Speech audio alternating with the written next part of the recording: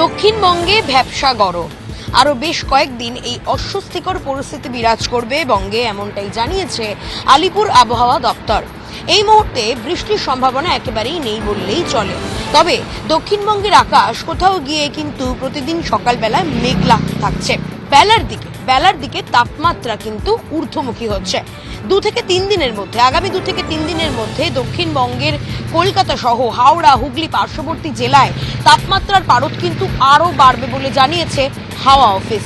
এবং এই মুহূর্তে যেমনটা হাওয়া অফিস সূত্রে আপডেট রয়েছে যে এই ভ্যাপসা গরম, এই অস্বস্তিকর যে আবহাওয়া, সেই আবহাওয়া কিন্তু আরও বেশ কয়েকদিন থাকবে দক্ষিণবঙ্গ জুড়ে।